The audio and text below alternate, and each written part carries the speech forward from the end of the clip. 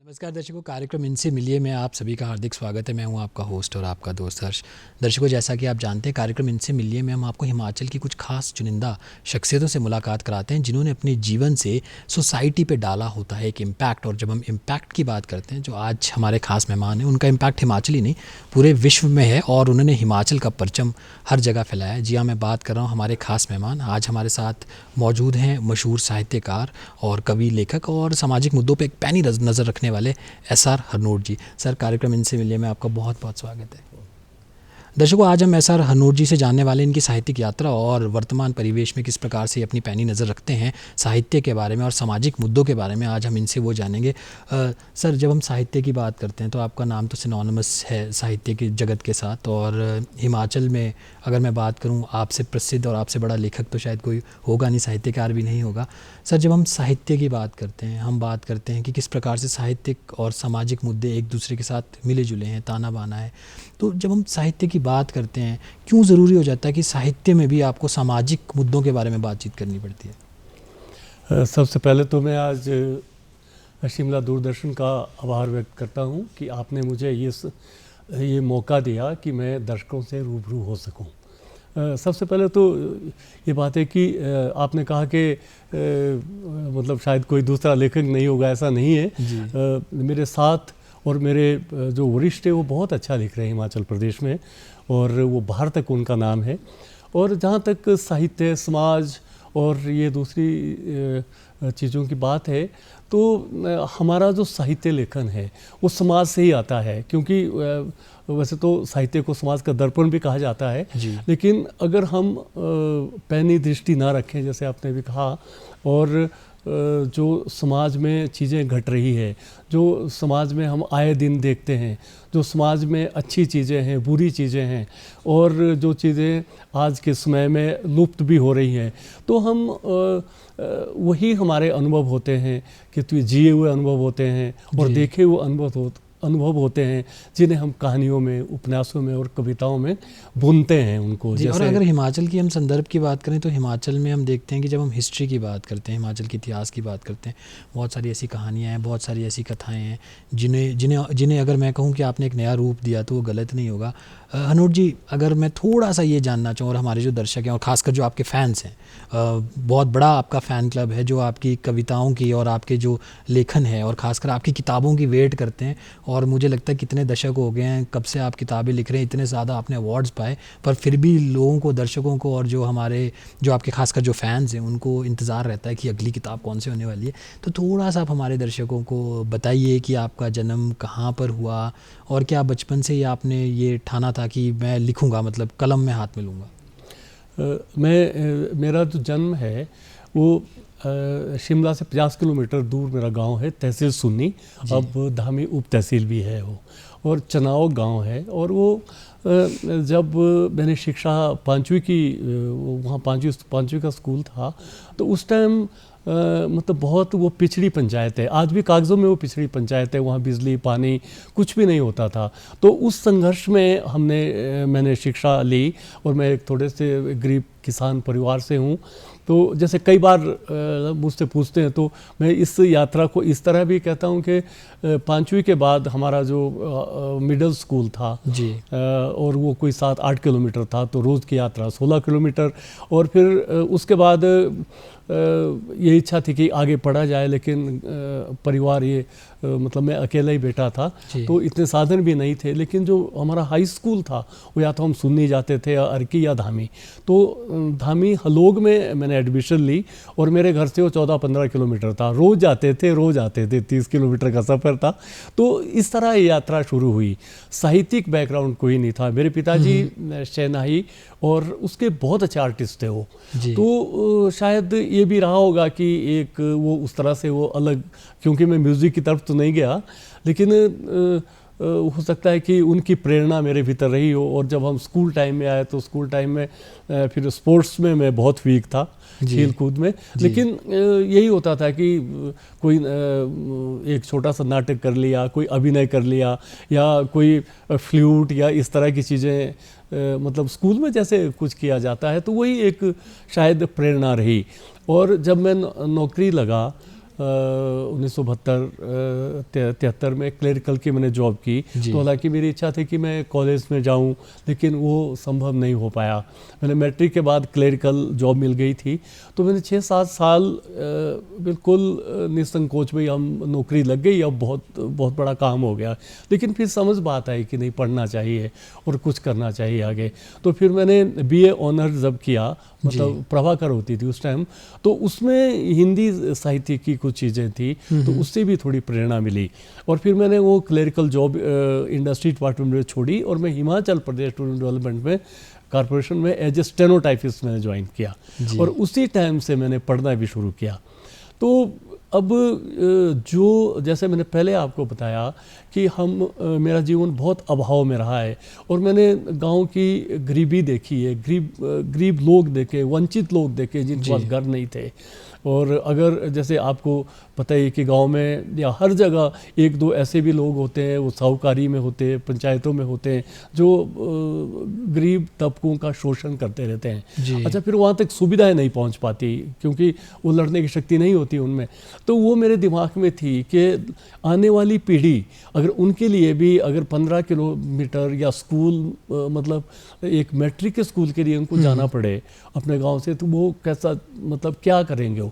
तो इसलिए मैंने एक तो पढ़ाई शुरू की, एक मैंने गांव में एक संस्था बनाई, ग्रामीण विकास सभा चुनाव के नाम से, और उससे सोशल वर्क शुरू किया। हमने लोगों को इकट्ठा किया भी ताकि हमारे पास बिजली आ जाए, हमारे पास पानी आ जाए।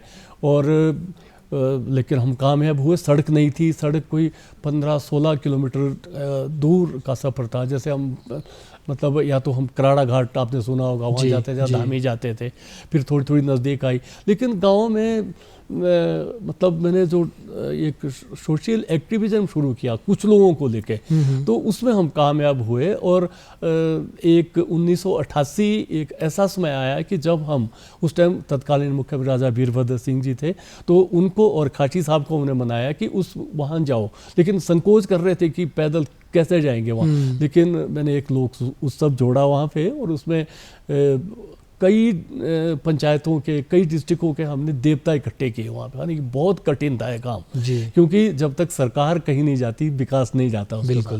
तो राजा साहब आए, और हमें खुशी है कि 1988 में मंच जिस तरह उन्होंने ऑर्गेनाइजेशन देखी हो कि भाई इस सूखी धार पे इतना भी कुछ हो सकता है, तो उन्होंने हमें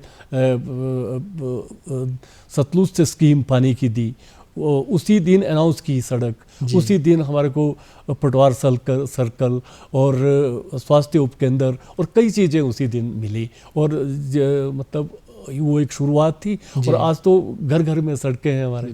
पर अनूर जी, आपको लगता है, कुछ लोग ये कहते हैं और अक्सर आपने देखा होगा कि अगर हम इंटरनेशनली बात करें, बहुत सारी लड़ाइयाँ हर जगह पे चल रही है। अगर हम मिडल ईस्ट की बात करें या एशिया में कई जगहों पे बात करें, कुछ लोग ये कहते हैं कि जो कलम की ताकत होती है वो तलवार की ताकत से ज़्यादा बड़ी होती है, और कलम की ताकत वो काम कर सकती है जो शायद तलवार या फिर ताकत नहीं कर सकती। आप इस चीज़ से कितना एग्री करते हैं? बिल्कुल, अगर आप इतिहास देखें साहित्य का या कविता का, जो मतलब जो लोग मतलब क्रांतिकारी रहे हैं, मतलब लेखक हुए हैं उस तरह से भी, कि उन्होंने स्वतंत्रता संग्राम में बहुत बड़ा योगदान दिया है। हिंदी ने बहुत बड़ा योगदान दिया है कि जब जो हमारे ये क्रांतिकारी लोग थे वो चिट्ठियाँ लिखते, कविताओं में बात करते थे वो। और फिर जो हमारे लेखक हुए हैं, बहुत बड़े लेखक हुए हैं जिन्होंने अपनी कविताओं से, अपनी कहानियों से मतलब एक बहुत जागृति पैदा की। उस टाइम कुछ अखबार में आप प्रेमचंद को पढ़ेंगे तो उन्होंने कितना मतलब संघर्ष किया है लेखन में भी, और फिर उसके बाद उन्होंने जो सच्चाइयाँ लिखी, ठीक है, वो बहुत मुखर थे। तो मेरा कहने का यही मतलब है कि जो लेखन है वो, हालांकि हम तो ये मानते हैं कि वो मनोरंजन है, मनोरंजन नहीं है, वो बहुत बड़ा उत्तरदायित्व आपका है। क्योंकि अगर हालांकि एक लेखक कोई समाज परिवर्तित नहीं कर सकता, लेकिन उसका जो लिखा हुआ है, अगर वो ईमानदारी से लिख रहा है और अपने समय को लिख रहा है वो, और जो अभाव है, जो समाज में जो कुरीतियाँ हैं या जो समाज में घट रहा है, अगर वो उस पर आवाज़ वो कलम के माध्यम से उठाता है तो बहुत बड़ी बात है। क्योंकि स्वतंत्रता के पहले, स्वतंत्रता के बाद और पिछले 15-20 सालों में कितना परिवर्तन हुआ है। आज तो मतलब आप देख रहे हैं कि लेखक मतलब बोलना बहुत कठिन हो गया है। आप समझ रहे होंगे कि एक लेखक को सच्चाई अगर आप बोलते हैं तो बहुत कड़वी भी होती है वो, और हालांकि वो किसी विरोध में नहीं होता। विरोध वो उनका करता है जो गलत काम, समाज को गलत दिशा दे रहे हैं, उसका वो विरोध करता है हमेशा ही।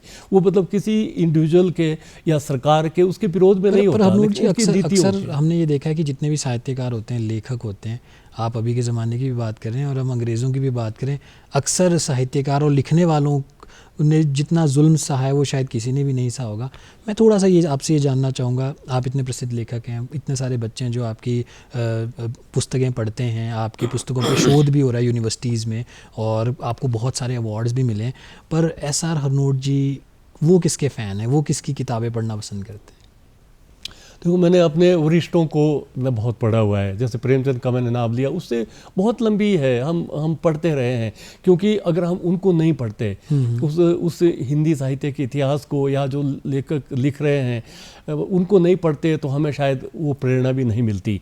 तो मैं अपनी जो मेरी पीढ़ी है मैं उनको भी पढ़ता हूँ, और जो नए युवा आ रहे हैं उनको भी पढ़ता हूँ। नाम तो बहुत ज़्यादा नाम है उनके।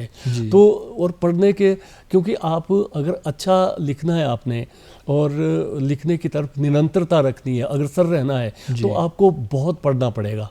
और पढ़ने के साथ आपके अनुभव, मतलब वो आप समाज को किस दृष्टि से देख रहे हैं, अपने समय को किस दृष्टि से देख रहे हैं, तो ये बहुत ज़रूरी होता है।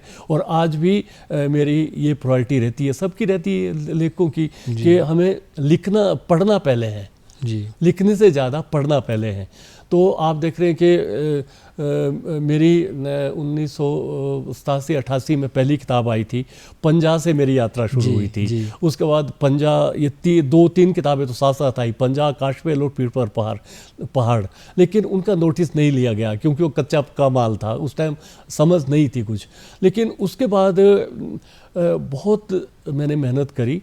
और खासकर आपकी जो एक पुस्तक है हिडिंब और नदी जैसी, उसके बाद देखो ये जो 3 पुस्तकें थी, उसके बाद मैंने मंदिरों पे बड़ा काम किया हुआ है। मैंने मेरी 2 पुस्तकें मंदिरों पे हैं, और हिमाचल के तमाम मंदिर मैंने घूमे और उनकी 2 कथाएं मैंने लिखी हैं। उसके बाद हिडिंब उपन्यास आया, बहुत चर्चित हुआ।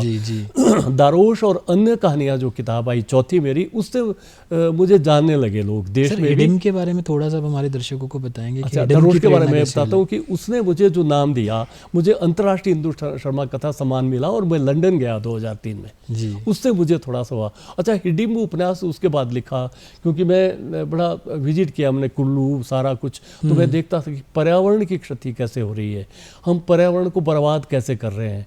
और जो राजनीति है और या जो ऊपर लोग बैठे हुए हैं, मतलब वो सिर्फ कागज़ों में पर्यावरण की सुरक्षा हो रही है, बाकी नहीं है। ठीक है, तो हिडिंब जो उपन्यास है, हालांकि लोग उसको हिडिंबा से भी जोड़ते हैं, लेकिन वो हिडिंब राक्षस है, और वो प्रवृत्ति से मैंने ले रखा है, क्योंकि आपको एक नाम चाहिए होता है ना। तो वो राक्षसी प्रवृत्तियाँ जो है वो मनुष्य के भीतर मौजूद हैं। क्योंकि उसमें एक पात्र है जो उसमें डायलॉग वो बोलता है कि जब वो गरीब आदमी को तंग करता है वो, तो तब वो बोलता है कि मतलब शावणु नाम है उस करैक्टर का, तो उसके सपने में आता है वो, तो वो बोलता है कि शावणु यार देख, मैं तो बहुत सीधा साधा आदमी हूँ। जो राजनेता है एक ना, वो बोलता है कि सीधा साधा आदमी हूँ और मैं तो धोती कुर्ते में वो काम कर रहा हूँ जो हिडिंब करते थे, कहते जो असुर करते थे। ठीक है ना, तो आप देखो कितना बड़ा वो चीज़ें हैं ये। तो उसका परिणाम क्या हुआ कि हिडिंब उपन्यास इतना चर्चित है कि मतलब आज मतलब मुझे कहते हुए बहुत मतलब अच्छा भी लग रहा है, और ये उस सरस्वती की कृपा भी होगी, आप लोगों आप सबका प्यार होगा कि 50 से ज़्यादा यूनिवर्सिटी में रिसर्च हो रही है मेरी किताबों पे। बिल्कुल, मतलब 20-22 PhD हो रही है, अभी भी है। तो मैं, क्योंकि सब लेखकों पे होती है, मेरे पे नहीं होती, लेकिन मैं जिस बैकग्राउंड से हूँ, मतलब जिस पिछड़ी पंचायत से मैं हूँ, मेरे लिए बहुत बड़ी बात है। और ये इससे बड़ा सम्मान नहीं हो सकता आपका कि इतनी, और मेरी को 15-16 यूनिवर्सिटी में मेरी किताबें पढ़ाई जा रही है अभी। बिल्कुल, और आपकी काफ़ी सारी किताबों पे शोध भी हो रहा है, आपकी किताबें पाठ्यक्रम में भी हैं, आपकी जो रचनाएं हैं उसको बच्चे पढ़ भी रहे हैं। हम कॉलेज लेवल पे बात करें, हम यूनिवर्सिटी लेवल पे बात करें। हरनोट जी, जब आप एक पुस्तक लिखते हैं कितना अमूमन समय आपको लग जाता है? कई बार ऐसा भी होता है कि कोई पुस्तक आपके दिमाग में काफ़ी टाइम से चल रही है तो आप वो जल्दी लिखते हैं, कुछ में काफ़ी समय लगता है, ऐसा भी होता है क्या? उसका एक उदाहरण मैं देता हूँ। मेरा जो हिडिंब उपन्यास है, मैं उपन्यास लिखना चाहता था निरंतर। मेरा हिडिंब उपन्यास आया 2003 में जी। लेकिन मैं उपन्यास सोचता रहा, उसकी भी कहानियों की 10, 12, 15, 18 किताबें आ गई, लेकिन उपन्यास नहीं लिख पाया। और मेरा जो दूसरा उपन्यास है वो 2022 में आया, नदी रंग जैसी लड़की। जी। हाँ, वो बहुत चर्चित उपन्यास है और मेरे लिए तो मैं ये भाग्यशाली भी कह सकते हैं कि वाणी प्रकाशन सबसे बड़ा प्रकाशन इस वक्त वर्ल्ड का हिंदी में, भारतवर्ष का, तो उसने उपन्यास छापा नदी रंग जैसी लड़की, और उसका 6 महीने में दूसरा एडिशन आ गया। और वो चर्चित इतना है उपन्यास की अभी 2-3 महीने पहले लंदन में बुक फेयर लगा वाणी का, तो उसमें वो हिंदी मतलब हिंदी की किताबें उसमें थी, उसमें बड़े होर्डिंग लगे वहाँ लंदन में, तो मेरे लिए बहुत सम्मान की बात थी। तो उसके बाद मतलब ये नई किताबें मेरी, उससे पहले किले किताब उन्होंने छापी थी, नदी रंग जैसी लड़की है, और मुझे खुशी है कि नदी रंग जैसी लड़की उपन्यास मलयालम में, और अभी मैंने अनुमति दी है, और जर्मनी उसमें बाहर की भाषाओं में वो अनुवाद हो रहा है जी। और अभी केरल से कुछ फेलोज हैं, और मेरे बहुत अनुवाद हो गए हैं मेरे कहानियों के भी। तो इसलिए मैं कहता हूँ कि लिखना आसान नहीं है, बहुत काम करना पड़ता है। मैं एक कहानी 2, 3 या 6 महीने में लिख पाता हूँ एक कहानी, और उसके लिए मैं वर्क करता हूँ। अभी मेरी किताब आई है कहानियों की, 6 लंबी कहानियाँ, तो उसके लिए मैंने बड़ा मतलब विजिट करना पड़ता है आपको जगह जगह जाके। और मेरा ये रहता है कि मैं एक जो अगर मैं कहानी लिखूं तो उसको मैं एक परियोजना, एक प्रोजेक्ट की तरह लेता हूं कि आपको बार बार उन जगहों पे जाना पड़ेगा। कल्पना से तो आप कुछ भी लिख सकते हैं, लेकिन मतलब जब आप समाज को नई कुछ देंगे, पाठकों को नया कुछ नहीं देंगे, और उसमें मुखरता भी रहती है, और मुखरता में आपको कई कुछ झेलना भी पड़ता है, तो हम झेलने की तैयार है क्योंकि हम मुखर है उस चीज़ में, और हम सच्चाइयाँ लिख रहे हैं उसमें ना। और तो आपको काफ़ी सारे अनूर जी अवार्ड्स भी मिले। हम राष्ट्रीय स्तर पे बात करें, हिमाचल में तो आपको बहुत सारे अवार्ड्स मिले, इंटरनेशनली भी आपको काफ़ी रिकॉग्निशन मिला। तो इतने सारे आपने अवार्ड्स पा लिए, और आप जब इंटरनेशनली भी जाते हैं और हिमाचल का नाम भी आपने बनाया, हिमाचल को काफ़ी गौरव है आपके ऊपर, तो कैसा महसूस करते हैं? नहीं, बहुत अच्छा लगता है जब देखो ऐसा होता है कि मतलब एक प्रवृत्ति होती है आम इंसान की कि अगर उसको प्रशंसा मिले तो उसको अच्छा ही लगता है। लेकिन मेरा ये मानना रहा है कि मैं अवार्ड मेरी प्रायोरिटी नहीं रहा कभी। हिमाचल की आप बात करें, हालांकि मुझे एक आधा अवार्ड सरकारी मिला, बाकी बड़ा अवार्ड हिमाचल ने कोई नहीं दिया मुझे जी। तो, लेकिन मैं कहता हूँ कि हिमाचल ने बहुत कुछ दिया है मुझे। अगर मैं लिख रहा हूँ तो हिमाचल नहीं दिया, मैं मतलब बाहर जाता हूँ तो पहले प्रणाम हिमाचल को करता हूँ। और सबसे बड़ा अवार्ड क्या है आपका? पाठक है। और सबसे बड़ा अवार्ड क्या है? अगर आपकी पीएचडी आप इलाहाबाद यूनिवर्सिटी, लखनऊ यूनिवर्सिटी है ना, और ये बनारस हिंदू यूनिवर्सिटी, जेएनयू में अगर आपकी पीएचडी हो रही है, तो मुझे बताओ उससे बड़ा अवार्ड क्या हो सकता है आपके लिए? तो मैं तो मतलब ये मानता हूँ कि समय से पहले मुझे पाठकों ने जो दिया हुआ है उसके लिए मैं उनका बहुत आभार व्यक्त करता हूँ, और मेरे अवार्ड वही है। और बहुत सारे ऐसे नए लेखक हैं, मतलब अगर मैं कहूँ कि उनके जीवन में आपका काफ़ी प्रभाव रहा है, काफ़ी मोटिवेटिंग फैक्टर रहे हैं, और कितने सारे ऐसे बच्चे हैं जो अभी साहित्य में आ रहे हैं, आपकी किताबों पे शोध भी कर रहे हैं, पीएचडी भी कर रहे हैं, और अगर उनसे पूछें कि उनका सबसे प्यारा लेखक कौन है तो वो आपका नाम लेते हैं। सर, सामाजिक मुद्दों के साथ भी आप काफ़ी जुड़े हैं, जैसा आपने भी बताया कि आपने काफ़ी सामाजिक क्रांति भी लाई। आपने एक काफ़ी समय पहले एक किन्नर विवाद करके हुआ था हमारे एक डिस्ट्रिक्ट के बारे में, उस पर भी आपने काफ़ी प्रखरता से बोला, उस बारे में थोड़ा आप हमारे दर्शकों को बताएं। उससे पहले मैं ये कहना चाहूँगा कि जो जैसे मैं लेखन के साथ मैं साहित्य के लिए बहुत काम करता हूँ, समाज के लिए तो करता ही हूँ, साहित्य के लिए मेरी हिमालय साहित्य और संस्कृति मंच है, जिसके माध्यम से हम वरिष्ठतम जो मतलब 80+ लोग सक्रिय उनको सम्मानित करते हैं, अपनी पीढ़ी के लोगों को सम्मानित करते हैं, बच्चों को मंच देते हैं, और कॉलेजों और दूर दूर जाके और पंचायतों में जाके हम साहित्य उत्सव करते हैं। हमारा यही उद्देश्य है कि बच्चों को साहित्य की तरफ और किताबों की तरफ आना चाहिए, क्योंकि जिस तरह के नशा बढ़ रहा है बिल्कुल, है ना, तो हमारा एक उत्तरदायित्व लेखकों का बहुत हो जाता है, पत्रकारों का बहुत हो जाता है, जो सोशल एक्टिविस्ट है उनका बहुत है कि जिस तरह से आज नशे की तरफ बच्चे बढ़ रहे हैं, तो स्कूलों और कॉलेजों में अगर आप साहित्य की तरफ उनका रुख करेंगे तो वो थोड़ा सा वो संवेदना भी जागेगी और भौतिक विकास भी होगा। आपने मुद्दों की बात करी तो मैंने कई मुद्दे उठाए हैं, मतलब किन्नर एक बहुत बड़ा मुद्दा था, क्योंकि 2000 में जब ये शब्द थर्ड जेंडर को दिया जाने लगा तो हमें ये लगा कि थर्ड आप कैसे दे सकते हैं इस शब्द को, क्योंकि किन्नौर जो है उसमें किन्नर जनजाति है। अच्छा, दूसरे जो किन्नर, गंधर्व और किरात जो है वो देवयोनियां मानी गई है ना, वो किन्नर तो कैसे हो सकते हैं। अब आप देखो कि एक तरफ थर्ड जेंडर आप खड़े कर दो, एक तरफ किन्नरी जो मतलब किन्नौर की कोई भी लड़की है, तो आप फर्क खुद समझ लेंगे। और राहुल सांकृत्यायन जैसे इतने बड़े लेखक ने किन्नर देश जैसी किताब लिखी है। वेदों पुराणों में किन्नर शब्द कहीं थर्ड जेंडर को नहीं लिखा गया, महाभारत में नहीं लिखा गया। आप रामचरितमानस में देखो कि 30-40 बार तुलसीदास ने किन्नर का जिक्र किया है, लेकिन वो थर्ड जेंडर नहीं है। तो मैंने 2000 में मुद्दा उठाया कि ये बिल्कुल गलत है और प्रदेश सरकार को इसमें बैन करना चाहिए और करना। लेकिन ये हुआ कि 2000 से और 2007 में भाजपा और दोनों सरकारों ने निंदा प्रस्ताव जरूर पास किए, लेकिन आगे नहीं बढ़ी वो बात। और उसके उस बीच मधुर भंडारकर की ट्रैफिक सिग्नल आई जिसमें कुछ थर्ड जेंडर थे, और उन्होंने इंटरव्यूज में जब किन्नर उनको कहा तो उससे ये शब्द और बढ़ गया, है ना। और मीडिया ने ये शब्द इसलिए उनको दिया कि कुछ राजनीति में आए लोग, मतलब एमपी में भी आए, शब्दमोसी का आपको याद होगा, तो मैंने उनसे भी बात करी। तो मतलब मीडिया को तो चाहिए कि भी अच्छा नाम क्या दे सकते हैं हम उनको। तो उन्होंने सोचा कि आप डिक्शनरी में देखो, अगर किन्नर शब्द है तो वो रहा है उनका नृत्य में बहुत पारंगत रहा है, तो उन्होंने सोचा भी ये भी नाचते रहते, इनको किन्नर शब्द दे दो आप।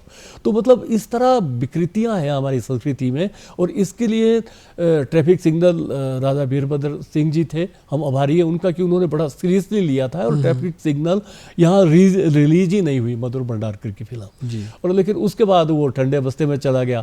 लेकिन मुझे खुशी है कि हमारे एक एक्टिविस्ट है वहाँ उधर दिल्ली में, वो डिबेट में भी आते हैं, तो उन्होंने अभी ये शंकराचार्य के सामने उठा दिया है कुंभ में मुद्दा। उससे ये अब गर्म है आजकल मुद्दा है, और मेरे आर्टिकल्स कोट हो रहे हैं, हर जगह कोट हो रहे हैं। तो कहने का मतलब यही है कि आप खुद देख रहे हो कि एक संस्कृति, जो एक संस्कृति है और अस्मिता है, और उनका जो आइडेंटिटी है किन्नौर की, वो खत्म हो रही है। बिल्कुल। अब किन्नर की लाश है, उसको कैसे आप बोलोगे कि ये थर्ड जेंडर का है जिस तरह है। ठीक है। और आइडेंटिटी मिक्सिंग जो हो जाती है कई बार, जब हम देखते हैं जो बड़े प्लेटफॉर्म्स होते हैं, खासकर मूवीज़ की हम बात करें, जब वो एक आइडेंटिटी को लेके उसको मिक्स करने की कोशिश करते हैं, उससे तो बहुत बुरा इम्पैक्ट पड़ता है। और आप जैसे लेखक जब बोलते हैं और अपना पक्ष सामने रखते हैं तो कुछ हद तक स्थिति क्लियर होती है। और जब पक्ष रखने की बात होती है, हरनोट जी, आपने काफ़ी सारे लेखकों के लिए भी आवाज़ उठाई, और आपने काफ़ी ये भी कहा कि हम हिमाचल की बात करें तो हिमाचल में जिस प्रकार से एक लेखकों के लिए, साहित्यकारों के लिए एक मंच होना चाहिए, वो नहीं है। तो वो क्यों आपके दिमाग में आया? नहीं, मंच तो है, सरकारी भी है और कुछ प्राइवेट संस्थाएं भी है। सरकार में जो उत्तरदायित्व होता है साहित्य, संस्कृति, कला और लोक कला को विकसित करने का, प्रमोट करने का, प्रोत्साहित करने का, उसमें दो विभाग बहुत सक्रियता से गवर्नमेंट ने बनाए होते हैं। एक भाषा संस्कृति विभाग और दूसरी भाषा अकादमी। भाषा विभाग शुरू में तो बहुत बड़े काम किए, अब भी कर रहे हैं, और अकादमी भी बहुत सक्रिय रही है, और आप देखो कि कितने पुरस्कार देते थे। लेकिन हम कुछ सालों से, ये मुझे यह कहने में अतिशयोक्ति नहीं है कि पिछले 3-4 सालों से ये एकेडमी तो शून्य में है। मैं तो इनको ये बोलता हूँ कि वो कोमे में चली गई है, क्योंकि उसके बाद कोई सेक्रेटरी नहीं है, उनका कोई अपना कोई कार्यक्रम नहीं कर रहे हो। और मुझे अफसोस है कि करोड़ों रुपए का बजट लैप्स हो जाता है और वो कुछ नहीं कर पा रहे। दूसरी बात है कि 17 से ये 6-7 अवार्ड देते हैं, वो अवार्ड नहीं दे पा रहे हैं। और भाषा विभाग के 4 बड़े अवार्ड है, राज्य सम्मान, जिसमें गुलेरी जयंती होती है, गुलेरी सम्मान है, और ये बाबा कांशीराम सम्मान है, उसमें डॉक्टर यशवंत सिंह सम्मान है, और एक चौथा, 4 बड़े सम्मान है। और आप विश्वास नहीं करेंगे, वो 20 साल से नहीं दिए गए अवार्ड। छोटा सा राज्य है हिमाचल प्रदेश, आपके पास बजट है लेकिन आप नहीं दे पा रहे। उत्तराखंड हमारे से बाद बना, वो आप देखो कि वो 5-5 लाख के उनके पास अवार्ड है। हम यहाँ से जाते हैं हरियाणा पहुँच जाते हैं, हरियाणा में 5 अकेडमियाँ इस वक्त, उनका सबसे बड़ा पुरस्कार 10 लाख रुपए का है। ठीक है, तो ऐसा नहीं है कि हमारे पास पैसे नहीं है, लेकिन मुझे ये लगता है कि सरकार की प्रतिबद्धता कुछ कमज़ोर दिखती है। मतलब वो उस दिशा में अब तो मुझे लगता है कि ठेकेदारी का समय है, मुझे कहना नहीं चाहिए, और ये भाषा, संस्कृति, कला सब ठेकेदारों के थ्रू हो रहा है सारा काम। और जो प्राइवेट संस्था है कुछ काम कर रही है, और अब मैं गेटी में ही 18 और 20 कार्यक्रम एक साल में कर लेता हूँ मैं, और राष्ट्रीय स्तर के कार्यक्रम करता हूँ, लेकिन अनुदान के लिए आप चिट्ठी लिखेंगे आपको नहीं मिलता अनुदान, और हम कंट्रीब्यूटरी करते हैं। पर हरनोट जी, आपको ये भी लगता है कि जो खासकर जो नए बच्चे आ रहे हैं साहित्य में, और बहुत ज़रूरी है कि जो अगली पीढ़ी आए वो साहित्य को काफ़ी आगे लेकर जाए, जैसा आपने कहा भी, अगर उनको इस प्रकार से प्रोत्साहन नहीं मिलेगा तो शायद वो इस साहित्य को सीरियसली नहीं लेंगे, कि आप तो साहित्य छोड़ ही दें, तो ये आपको लगता है कि एक गंभीर समस्या भी हो सकती है आगे फ्यूचर के लिए? नहीं, बिल्कुल हो सकती है, कि जैसे अभी एकेडमी में काम नहीं हो रहा है, भाषा संस्कृति एकेडमी में, क्योंकि लोक कला को प्रोत्साहित यही करते हैं, सारा एकेडमी का बड़ा रोल होता है। तो और ये, लेकिन ऐसा नहीं है, काम थोड़े थोड़े हो रहे हैं, भाषा भाव भी कर रहे हैं, जो डीएलओ से बहुत अच्छा काम कर रहे हैं, यहाँ डीएलओ शिमला जो है वो बहुत अच्छा काम कर रहे हैं। वो उन्होंने एक नई परंपरा ये शुरू करी है कि जिस तरह से जयंती, यशपाल जयंती होती है, दूसरी होती है, वो किसी ना किसी कॉलेज को चुनते हैं वो। तो ये मतलब हम सभागारों से बाहर निकलना पड़ेगा हमारे को।